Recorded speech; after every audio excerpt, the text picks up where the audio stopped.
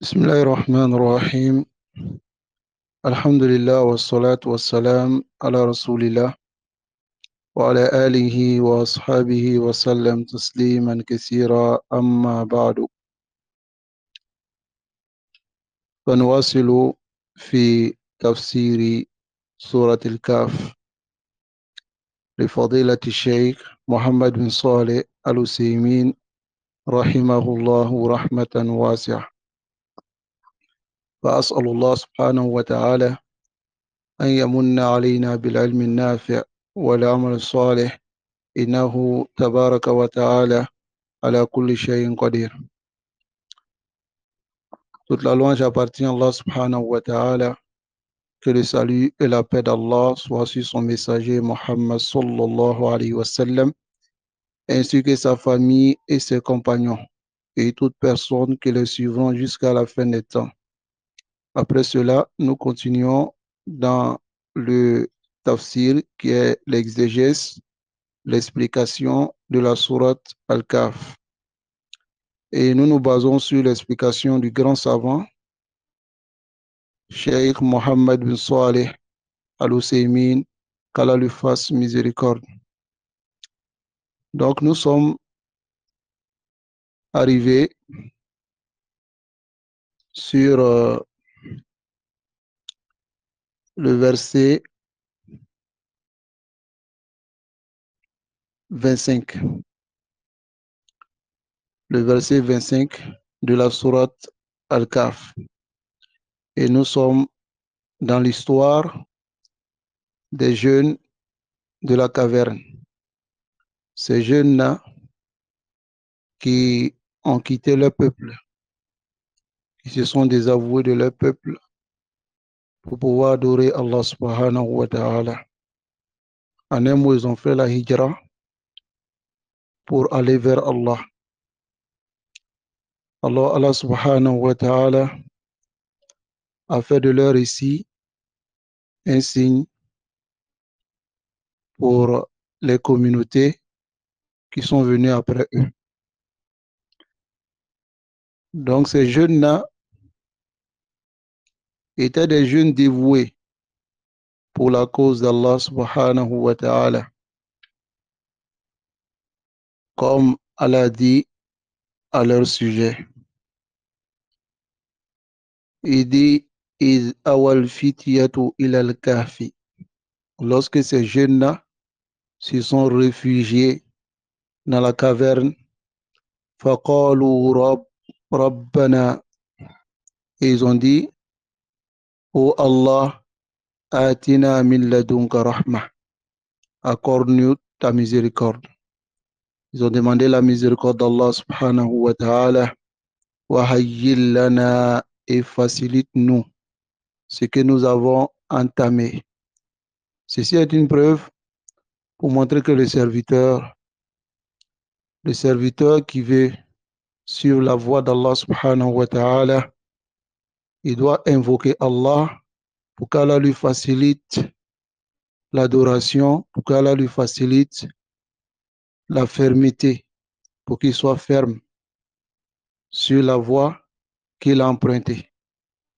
Comme à notre époque aujourd'hui, Ayyuhal Akhawat, comme vous voyez la réalité chez les musulmans aujourd'hui, c'est qu'aujourd'hui il y a beaucoup plus de fitan, de troubles, d'innovation, de mélange, d'ambiguïté. Et l'être humain, le sunni, celui qui s'accroche à la sunna du messager d'Allah sallallahu alayhi wa sallam, il a besoin d'a'iman wa abadan, d'invoquer Allah subhanahu wa ta'ala, de lui accorder la fermeté, de lui accorder la fermeté. Allah subhanahu wa ta'ala nous accorde la fermeté. Donc ces jeunes-là, ils se sont, comme on peut le dire, sacrifiés. Ils ont délaissé leur peuple. Ils se sont écartés d'eux et ils sont allés se réfugier dans la caverne. Et Allah a fait d'eux un signe pour les gens qui sont venus après. Donc nous sommes toujours dans leur récit. Dans leur récit, nous avons vu que Allah subhanahu wa ta'ala les a préservés dans la caverne. de sorte que même si quelqu'un venait les surprendre dans la caverne, cette personne-là serait pris d'effroi, de peur et n'oserait même pas tenter de rentrer dans la caverne. Donc Allah subhanahu wa ta'ala les tournait de gauche et de droite afin que le sang ne reste pas stagné sur un côté. Ensuite, Allah subhanahu wa ta'ala les a réveillés. Ils se sont posé la question entre eux, à savoir combien de temps nous avons fait ici, ainsi de suite. Et ils ont choisi comme solution d'envoyer une personne parmi eux pour aller chercher la nourriture, la bonne nourriture, et que cette personne fasse attention à ne pas que les autres les remarquent. Sinon, s'ils les remarquent, ils vont les faire retourner dans leur religion. Comme ils ont dit, إِنَّهُمْ إِنْ يَظْهَرُوا عَلَيْكُمْ يَرْجُمُوكُمْ أَوْ يُعِيدُوكُمْ فِي مِلَّتِهِمْ. Car si les gens, ils savent que nous sommes là, soit ils vont nous lapider, ou bien ils vont nous obliger à rentrer dans leur religion, qui est le shirk, et nous serons jamais parmi les gens qui seront sauvés. Allahu Akbar. Mais Allah subhanahu wa ta'ala a choisi de les faire voir, c'est-à-dire que les gens sachent qu'ils étaient là. Et après, Allah subhanahu wa ta'ala a saisi leur âme. Lorsqu'il a saisi leur âme, les gens maintenant ont construit une mosquée sur eux. Ça, c'était ceux qui avaient l'autorité, ceux qui avaient la force. Ils ont construit une mosquée au-dessus d'eux afin que leur mention reste parmi les gens. Donc après cela, les gens se sont divergés au sujet de leur nombre. Et nous avons vu avec l'explication de Cheikh Mohammed bin Salih al-Husaymin, rahimahullah, qui a montré que la certitude ici est qu'ils étaient 7 et le chien était le 8e. Ils étaient 7 et leur chien était le 8e. Le istidlal du cheikh, l'argumentation du cheikh Husaymin, comme beaucoup d'entre les savants ont donné cette argumentation. L'argumentation est quoi? Allah dit les gens diront qu'ils étaient 3 et leur 4e était leur chien.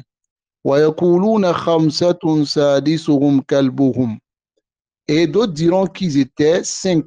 Ils étaient 5 personnes et leur chien était le 6e.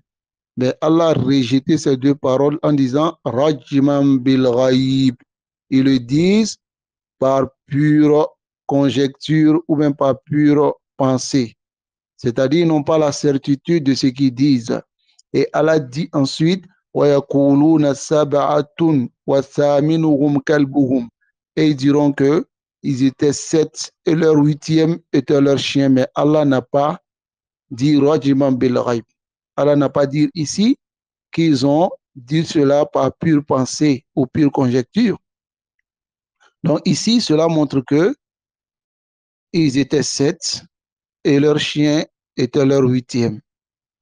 Ensuite, les versets qui viennent après est que le messager d'Allah sallallahu alayhi wa sallam, Allah lui a dit وَلَا تَقُولَنَّ لِشَيْءٍ.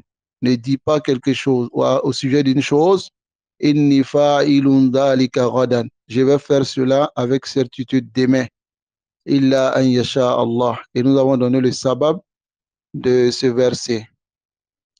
C'était les mécréants de Mecca qui sont allés voir les Juifs et qui ont mentionné aux Juifs qu'il y a quelqu'un qui est apparu ici. Quelqu'un qui est apparu qui prétend être un prophète ou un messager. Donc les Juifs ont demandé à ces mécréants de Mecca de poser quelques questions à Rasul sallallahu alayhi wa sallam. On a demandé à ces mécréants de poser quelques questions au messager d'Allah sallallahu alayhi wa sallam. Et ces mécréants sont venus poser la question au sujet des gens de la caverne. Et le messager d'Allah sallallahu alayhi wa sallam leur a dit, demain je vous informerai de cela.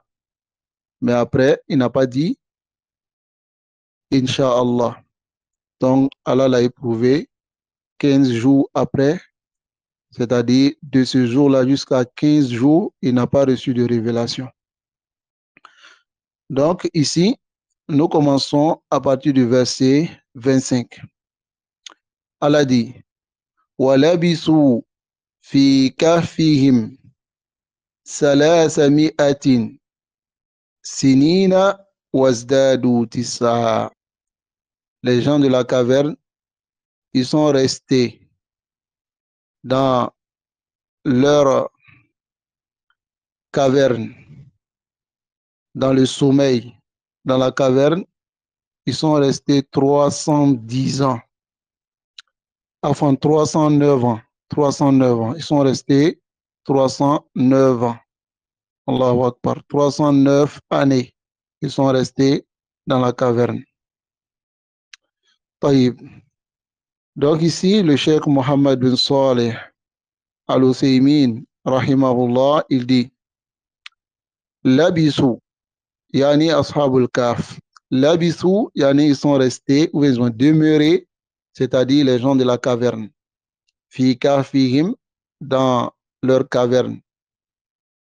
Alladhi ikhtaru, qu'ils ont choisi, les anfusihim, pour eux-mêmes, wa namu fi, ils ont dormi dedans. Ils sont restés dans cette caverne, salasami'ati. Salasami'a, souvent en arabe on écrit salasumia, collé. Et souvent on écrit salasu, et puis on écrit mi'a, détaché. Ça va? Donc, certains écrivent de cette manière et d'autres écrivent de l'autre manière. Donc ici, salasu mi'atin sinina, mi'a, bitanwin, mi'atin wa sinina, c'est-à-dire 100 ans. Tamyizun mubayyin li salas vient montrer les 300 années. Salas ou mi'a. C'est-à-dire ici, Allah confirme qu'ils ont fait 300 années dans la caverne. 300 années dans la caverne. Wazdadu tissa, et ajouté à cela, ils ont fait 9 ans plus ces 300 années. Izdadu ala salasi mi'a tis'a sinin. Ils ont fait au-delà de ces 300 ans 9 années ajoutées à ces 300 ans.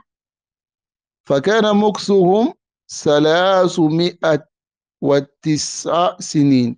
Ils sont restés là-bas 300 plus 9 années. Donc ici, le cheikh Ousseymine, il dit, une personne peut dire,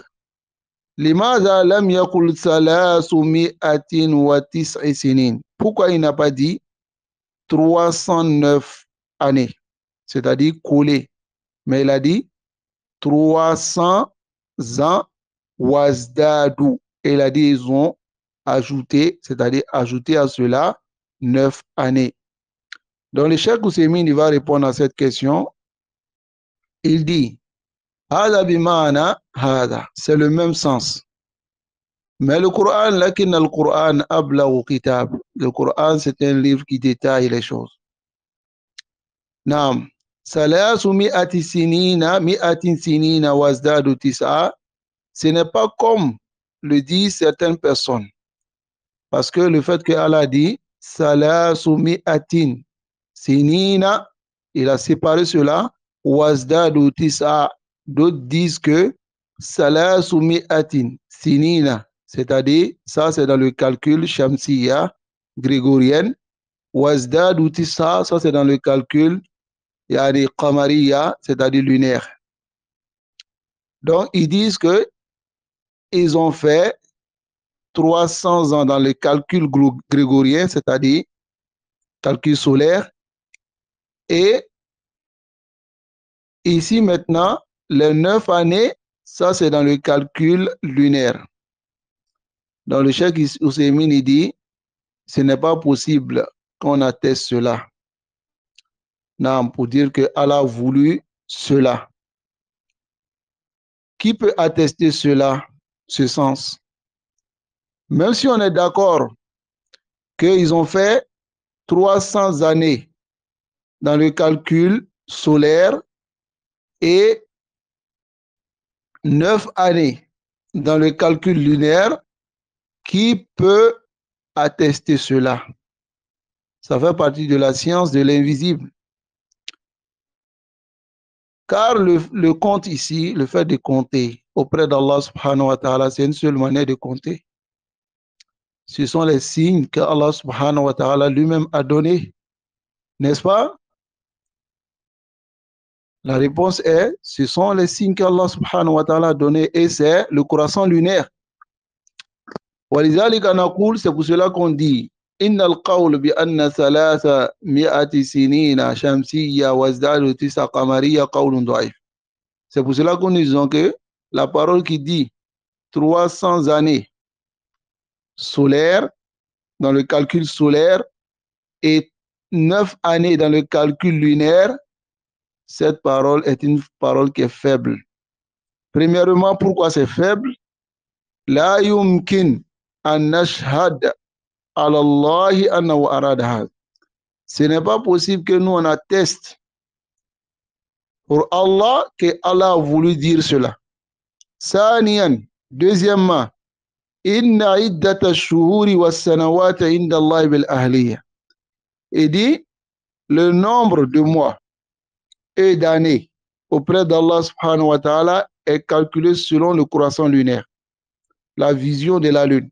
Qala ta'ala, Allah le Très-Haut, il dit Walladhi ja'ala ash-shamsa diya'an. Il dit c'est lui qui a fait du soleil comme une clarté, wal qamara nuran, et de la lune une lumière, wa qaddarahu manazila, et il a décrété la lune et le soleil, c'est-à-dire il a décrété la lune comme un calcul, lita'alamu adad as-sinina wal hisab, afin que vous connaissiez les nombres d'années et vous comptez.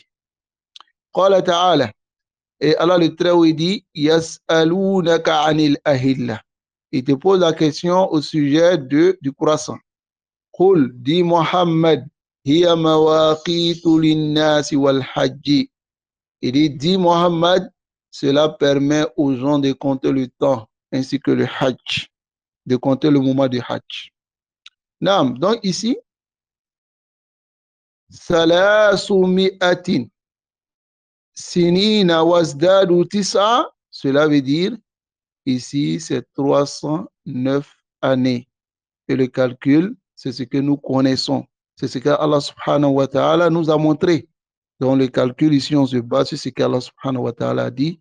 Et nous calculons chez nous les musulmans à travers quoi? Le croissant lunaire. Ensuite, Allah subhanahu wa ta'ala, il dit dans le 26e verset, Qulillahu a'lamu bima labisu. Dit Muhammad, Allah est plus savant du temps qu'ils ont fait dans la caverne. C'est-à-dire du temps qu'ils ont passé dans la caverne. Lahu ghaybu samawati wal ard. À Allah appartient l'invisible des cieux et de la terre. Absir bihi wa asmi'. Car n'est-ce pas qu'il entend et qu'il voit? Ma lahum min dunihi. Et ceux-là, ils n'ont pas en dehors d'Allah min waliyin, yani de protecteur, wala yushriku fi hukmihi ahada, et personne ne peut associer yani dans la loi d'Allah subhanahu wa ta'ala quelqu'un. Qawluhu ta'ala. Donc ici, l'explication de cette parole, Qulillahu a'lamu bima labisu. Ô Muhammad dit, Allah est le plus savant de ce qu'ils ont fait, du temps qu'ils ont passé dans la caverne. Sa parole coule, c'est-à-dire, Qul ya Muhammad, dis Muhammad, Allahu a'lamu bima labisu. Allah est plus savant de ce qu'ils ont passé comme temps dans la caverne. Cette phrase, certains s'accrochent sur cette phrase et disent وَلَبِسُوا فِي كَهْفِهِمْ ثَلَاثْمِائَةٍ يعني 100 سِنِينَ وَازْدَادُوا تِسْعًا, c'est-à-dire ils ont demeuré dans leur caverne 309 années. D'autres disent que ils ont demeuré dans leur caverne 309 années. Cela est la parole de ceux qui discutaient au sujet des gens de Kaf, mais ce n'est pas la parole d'Allah. Pourquoi? Parce que pour eux, Allah ne peut pas dire qu'ils ont demeuré 309 années et revenir après le verset qui vient après, dire Qul, Mohammed dit Allahu a'lamu bima labisu. Allah est plus savant, il y a eu du temps qu'ils ont passé. Donc, il y a eu chez eux une contradiction dans la compréhension. Donc voilà pourquoi ils disent que ceux qui ont donné, c'est-à-dire les 309 années, ce n'est pas Allah, mais c'est plutôt ceux qui discutaient à leur sujet. Taïb. Ici, nous allons comprendre dans l'explication du Cheikh Mohammed bin Saleh al-Husaymin. Il dit هذا القول, cette parole, وإن قال به بعض المفسرين, même si certains savants du tafsir ont dit cette parole, فالصواب خلافه, ce qui est correct, c'est le contraire de cette parole. أن قوله ولبثوا, يعني sa parole ولبثوا في, يعني ils ont demeuré fil kahfi, dans la caverne 309 années, est la parole d'Allah subhanahu wa ta'ala. Et cette parole-là aussi, Allahu a'lamu bima labisu, Allah est plus savant de ce qu'ils ont passé dans la caverne, alors c'est la parole d'Allah aussi. Mais Allah a dit cela min babi tawkid, afin d'insister. Tawkid al-jumla, c'est-à-dire insister sur la phrase qui a précédé. Annahum labisu fi kahfihim, c'est-à-dire qu'ils ont vécu dans leur caverne 309 années. Et que le sens de ce deuxième verset, Allahu a'lamu bima labisu, Allah sait, est plus savant, est le plus savant du temps qu'ils ont fait là-bas. Donc ici, le cheikh dit qu'Allah nous a enseigné qu'ils ont déjà fait combien d'années? 309 années. Wa madam Allahu a'lam, tant que Allah est le plus savant bima labisu, fala qawla li ahadin ba'da, il n'y a personne qui peut dire quelque chose après cela. C'est-à-dire, lorsque Allah dit, ils ont fait 309 années, et après il dit, Allah est le plus savant, ça veut dire quoi ici? Est-ce que ça veut dire qu'il a nié la première parole, ou bien la première parole n'appartient pas à Allah subhanahu wa ta'ala? Non, c'est min babi tawkid, c'est pour insister. C'est comme il dit, ils ont fait 309 années, mais c'est Allah qui est le plus savant. Mais vous ne connaissez rien. Comme Allah est le plus savant, voilà pourquoi il vous a informé du nombre d'années qu'ils ont fait dans la caverne. Voici le sens du verset. Ensuite, Allah subhanahu wa ta'ala, il dit Lahu ghaybu samawati wal ard.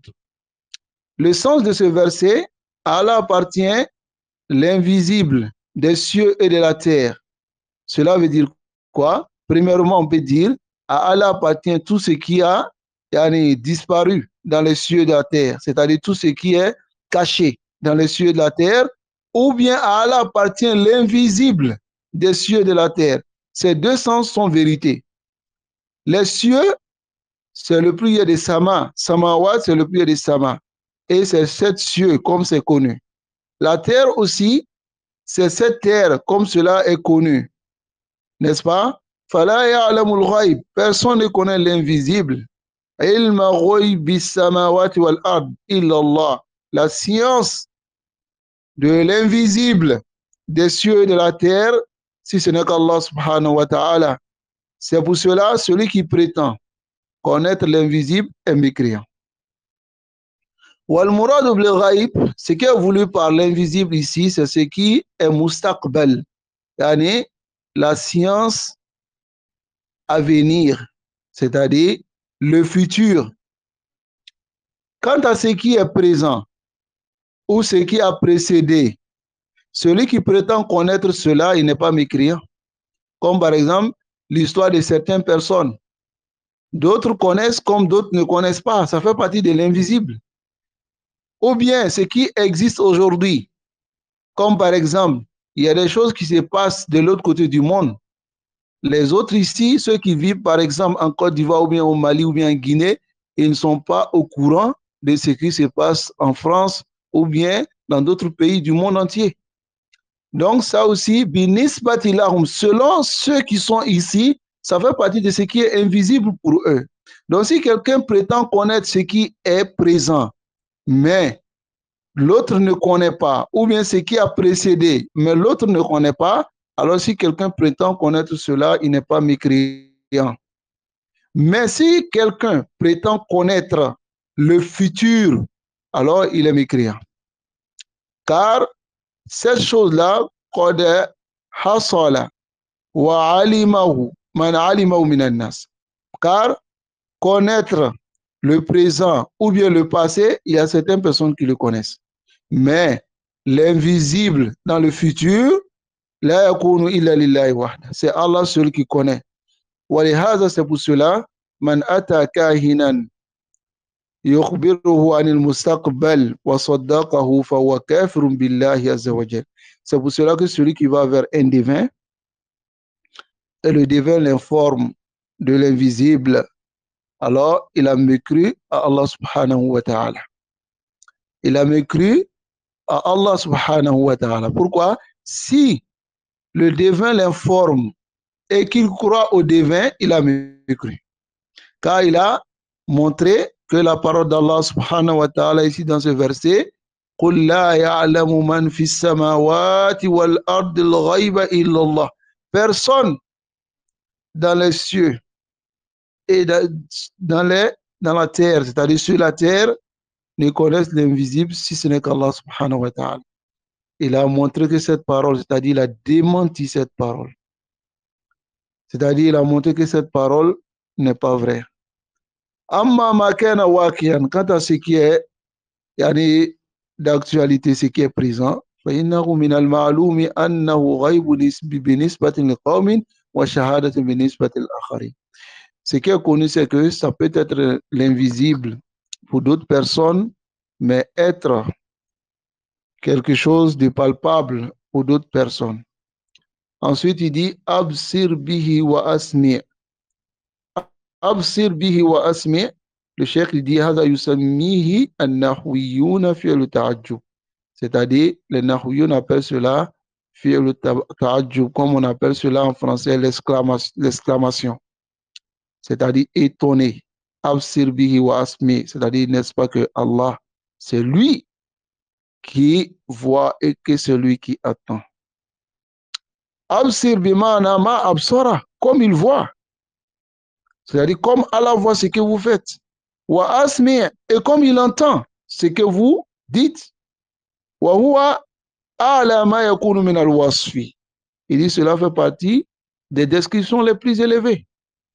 Et Allah tabaraka wa ta'ala yubsir kulla shay. Il voit toutes choses. Wa yubsiru dabibun namlah السوداء على الصخرة السوداء في ظلمة الليل. Il voit les pas de la fourmi noire sur la roche noire dans yani, la noirceur de la nuit. ويبصر, il voit ما لا تدركه أعين الناس. Il voit ce que les yeux des gens ne peuvent atteindre. Mimma huwa akhfa wa adak, ce qui est caché et fin. وَكَذَلِكَ فِي السَّمْعِ. C'est de même aussi, il entend. يَسْمَعُ كُلَّ شَيْءٍ. Il entend toutes choses. يَعْلَمُ السِّرَّ وَأَخْفَى. Il connaît ce qui est caché et ce qui est visible. وَيَعْلَمُ الْجَهْرَ. Il connaît aussi ce qui est apparent. Comme il le dit dans sa parole, dans Surat Taha, وَإِن تَجْهَرُوا بِالْقَوْلِ فَإِنَّهُ يَعْلَمُ السِّرَّ وَأَخْفَى. Si vous faites apparaître la parole, sachez que Allah connaît ce qui est caché et ce qui est secret et ce qui est caché. Donc, Aïcha radiyallahu anha, elle dit dans la qissa de Surat al-Mujadala, la femme qui est venue se plaindre auprès du messager d'Allah sallallahu alayhi wa sallam de son époux, qui a décidé de la rendre comme le dos de sa mère. La femme, lorsqu'elle est venue se plaindre devant le messager d'Allah sallallahu alayhi wa sallam, et elle était en train de parler avec le messager d'Allah sallallahu alayhi wa sallam, et Aïcha était dans la chambre, dans une petite chambre, comme c'est connu. Le messager d'Allah sallallahu alayhi wa sallam, la femme, discutait avec lui, et Aïcha, elle entendait souvent des propos, mais il y a des propos qu'elle n'entendait pas parce que la femme baissait la voix. Mais Allah subhanahu wa ta'ala l'a fait descendre ce verset. Il dit قَالَ سَمِعَ اللَّهُ قَوْلَ الَّتِي تُجَادِلُكَ فِي زَوْجِهَا وَتَشْتَكِي إِلَى اللَّهِ وَاللَّهُ يَسْمَعُ تَحَاوُرَكُمَا إِنَّ اللَّهَ سَمِيعٌ بَصِيرٌ. Allah dit, Allah a entendu la parole de cette femme qui est venue discuter avec toi, se plaignant de son époux. Allah entendait votre entretien, car Allah est celui qui entend et qui voit. Aïcha, qu'est-ce qu'elle a dit? Elle dit Alhamdulillahi alladhi sami'a wasi'a sam'ahu al-aswat. Il dit la louange appartient à celui dont son entendement a pu englober toutes les voix. Car elle dit inni la fil hujra, j'étais dans la chambre. Wa innahu la yakhfa alayya ba'du hadith. Et je n'entendais pas certains propos. Wallah subhanahu wa jal, mais Allah azza wa jal, fawqa kulli shay. Il est au-dessus de toutes choses, mais avec cela, sami'a qawlaha wa muhawarataha. Allah a entendu sa parole et son entretien avec Rasul sallallahu alayhi wa sallam. Allahu Akbar. Il y a dans ce hadith de Aïcha radiyallahu anhu la foi au fait que Allah subhanahu wa ta'ala il voit tout et rien ne peut se cacher d'Allah, et le fait que Allah entend et rien ne peut se cacher de son entendement, il entend tout, et de croire en cela implique que l'être humain qu'il ne fasse pas voir à Allah ce que Allah déteste, et qu'il ne fasse pas entendre à Allah subhanahu wa ta'ala ce que Allah déteste. C'est-à-dire qu'il doit faire l'effort d'avoir le contrôle d'Allah subhanahu wa ta'ala sur lui da'iman, à tout moment, et il doit faire l'effort de ne dire que ce qui plaira à Allah subhanahu wa ta'ala. Car in amilta ayya amal ra'ahu. Car si tu fais n'importe quelle action, Allah voit. Wa in qulta ayya qawlin sami'a. Si tu as dit tout soit des paroles aussi, Allah entend. Donc cela oblige le serviteur de craindre Allah subhanahu wa ta'ala et de ne pas faire quelque chose qu'Allah déteste, de ne pas dire une parole qu'Allah déteste et de ne pas faire quelque chose que Allah déteste. Mais le cheikh dit lakinna al-iman da'if, mais la foi des gens aujourd'hui est très faible. Fatajidu al-insana indama yuridu an yaqula aw an yaf'ala, car tu trouveras certaines personnes, être humain, s'il veut faire quelque chose ou bien dire quelque chose, la yakhtur bi bali, ça ne lui vient même pas en tête. Anna Allah yasma'u, qu'Allah l'entend, aw yarahu, ou bien qu'Allah le voit, illa idha nubiya, sauf si on attire son attention. Wal ghaflatu kathira, l'insouciance est beaucoup, surtout à notre époque. Surtout à notre époque où on a besoin d'iman wa abada d'avoir le contrôle d'Allah subhanahu wa ta'ala sur nous. Parce qu'aujourd'hui, faire le péché est devenu plus facile. Plus facile. Car aujourd'hui, comme je peux vous donner l'exemple, aujourd'hui, avec ce que nous avons dans nos mains, nous pouvons regarder ce qui est haram, faire des choses haram. Quand je dis ce qui est dans nos mains, c'est-à-dire nos téléphones, nous pouvons regarder ce qui est haram, faire ce qui est haram, sans même nous soucier. Donc, on a beaucoup besoin d'avoir le contrôle d'Allah sur nous, c'est-à-dire nous-mêmes nous imposer cela et dire que Allah nous entend dans tout ce que nous disons et Allah nous voit dans tout ce que nous faisons. Et faire l'effort d'avoir le contrôle d'Allah subhanahu wa ta'ala sur nous-mêmes.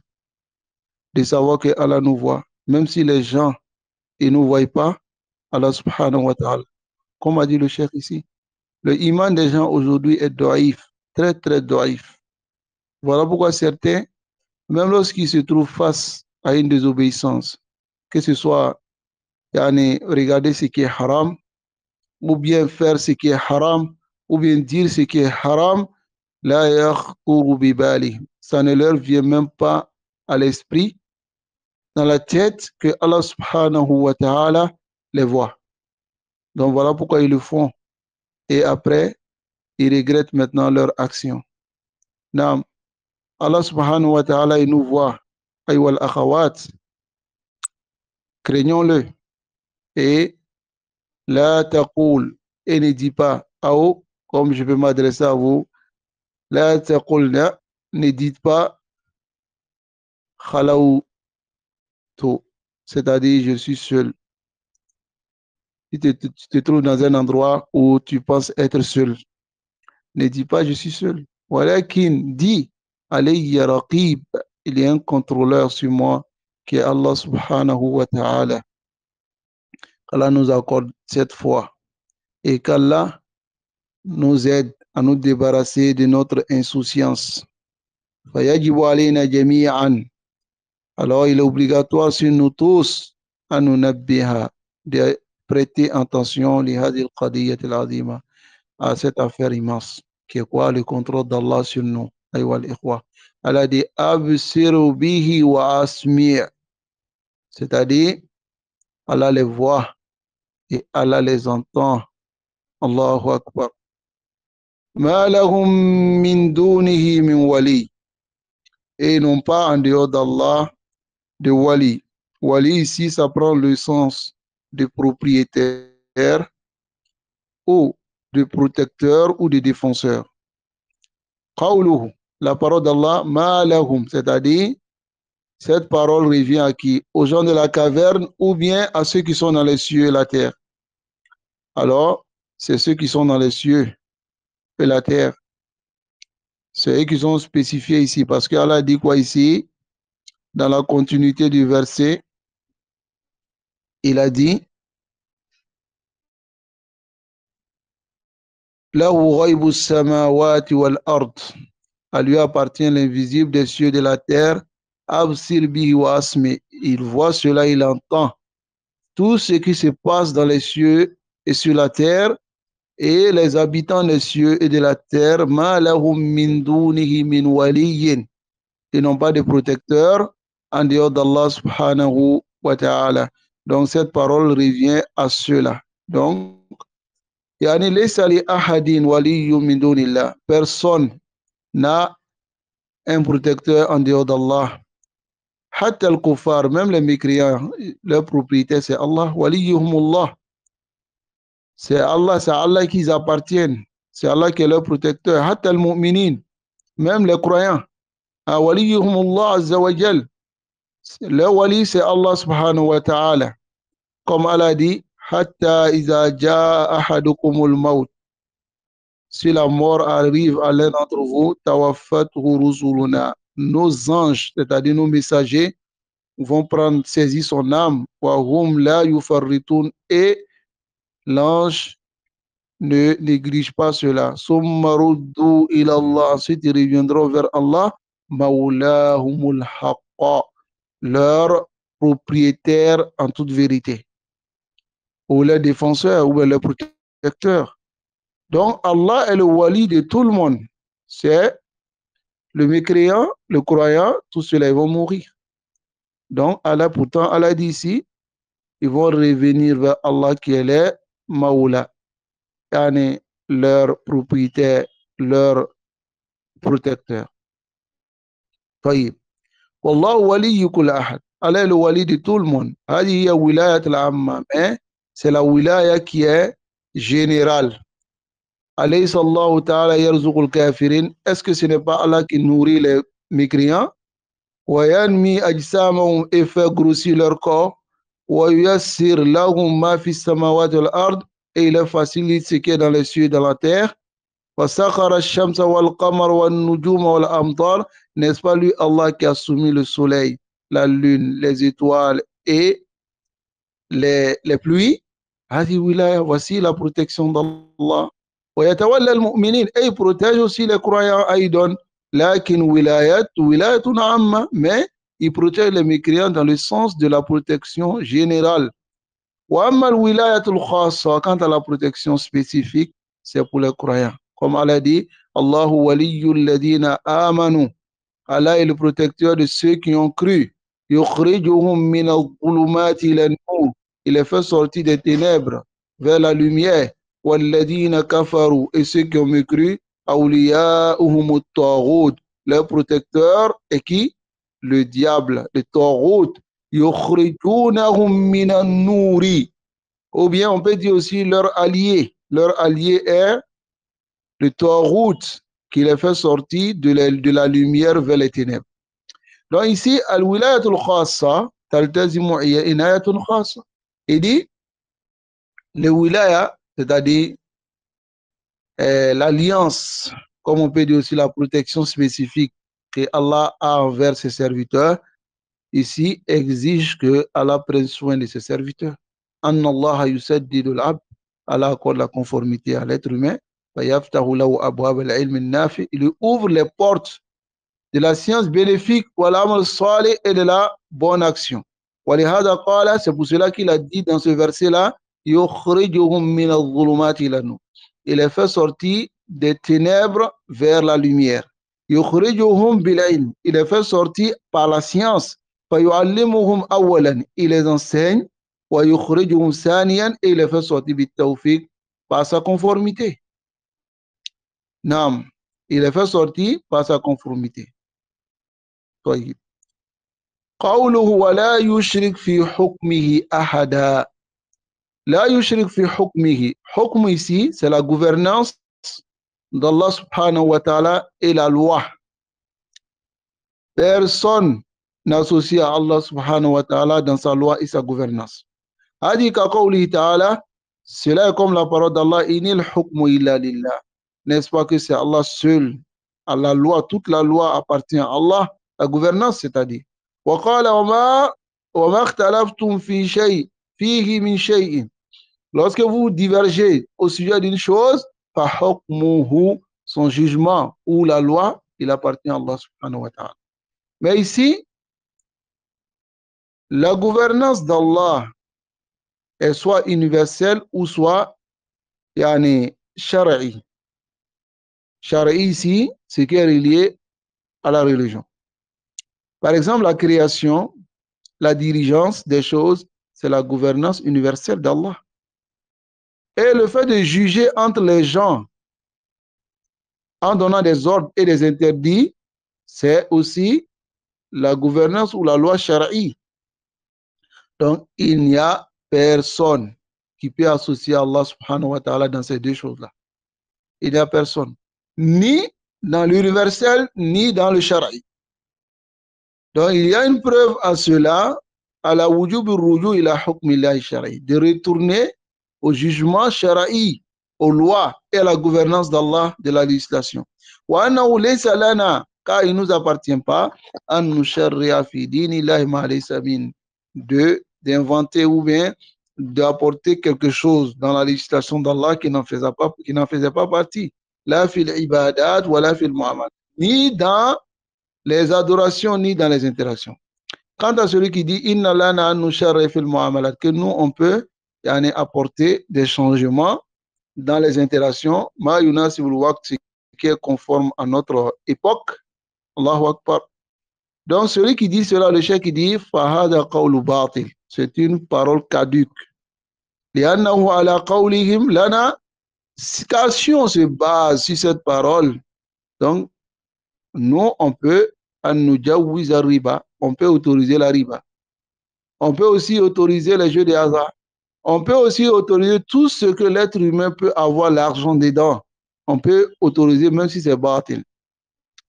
Alors que la charia est salim fi kulli zaman wa makan. La charia est réformatrice dans tout temps et tout lieu.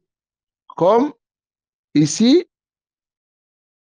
cette parole qui est connue de l'imam Malik, rahimahullah, qui est quoi? La yusliha akhir hadhihi al-umma illa bima aslaha awwaluha. Il dit, ne peut réformer cette dernière génération que ce qui a réformé les premières générations. Al-hukm al-kawni, la loi universelle, la ahada yushrikullah fi. Personne ne peut associer Allah dans cela. La ahad yadda'i hada. Personne ne peut prétendre cela. Personne ne peut prétendre. Est-ce que quelqu'un peut prétendre descendre la pluie? Est-ce que quelqu'un peut prétendre retenir les cieux et la terre afin qu'ils ne tombent pas? Hein? Personne. Mais dans le hukm shara'i, mahallu khilaf al-bashar, des gens peuvent se diverger. Hein? D'autres prétendent apporter de nouvelles législations de ce qu'ils voient qui est conforme à leur époque, comme par exemple, des gens changent le sens de certains versets pour pouvoir changer les lois d'Allah subhanahu wa ta'ala, ou même les jugements qu'Allah subhanahu wa ta'ala a portés dans son livre. Donc, d'autres changent, même si Allah subhanahu wa ta'ala, il a interdit cela, même s'ils seront châtiés après cela. Nasallallahu alayhi wa sallam. Allah nous accorde la compréhension et qu'il nous facilite la mise en pratique. Donc, bismillah, tabaraka wa ta'ala, nous allons nous arrêter ici et continuer la prochaine fois avec le verset qui suit, qui est Watlu ma uhiya ilayka min kitabi rabbik la mubaddila li kalimatihi wa lan tajida min dunihi multahada. C'est-à-dire, Muhammad récite ce qui t'a été révélé du livre de ton Seigneur, car personne ne peut changer la parole d'Allah et tu ne trouveras pas en dehors d'Allah de refuge. Multahada yani mulja'a bimana de refuge. Donc nous allons, bismillah, continuer la semaine prochaine avec ce verset. Qu'Allah nous accorde la compréhension et qu'il nous facilite la mise en pratique. Nous disons à la fin la qissa des Ashab al-Kahf et tout ce que nous venons de voir.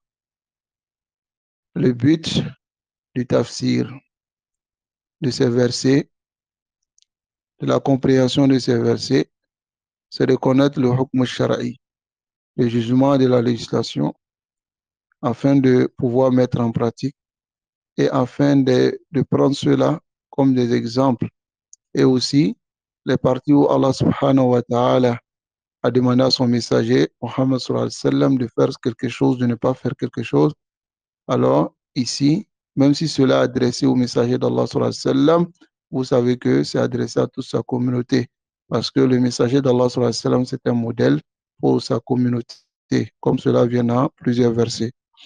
Donc, bismillah, tabaraka wa ta'ala, nous demandons à Allah subhanahu wa ta'ala de nous accorder la conformité et de nous faciliter la mise en pratique de ces versets et de nous accorder yani al-mudawama, le fait d'être assidu dans l'étude de sa science, de nous accorder la science bénéfique. La science bénéfique n'est d'autre que la science que tu prends et tu mets en pratique. C'est ce qu'on appelle la science bénéfique. La science qui t'a profité. La science qui te profite, c'est cette science-là qui est al-ilm nafi. Donc nous demandons à Allah de nous accorder cela. Rasul sallallahu alayhi wa sallam, il faisait 7 invocations tous les matins. Allahumma inni as'aluka ilman nafi'an wa rizqan tayyiban wa amalan mutaqabbala. Multipliez cette invocation. Ya Allah, nous te demandons la science bénéfique, la bonne subsistance et l'action acceptée. Donc, multiplions cette invocation, restons constants sur cette invocation afin que nous soyons parmi les gens qui aient cette science bénéfique, cette science qui va être une cause pour leur entrée au paradis. Wa sallallahu wa sallam ala nabiyyina Muhammad wa ala alihi wa ashabihi ajma'in.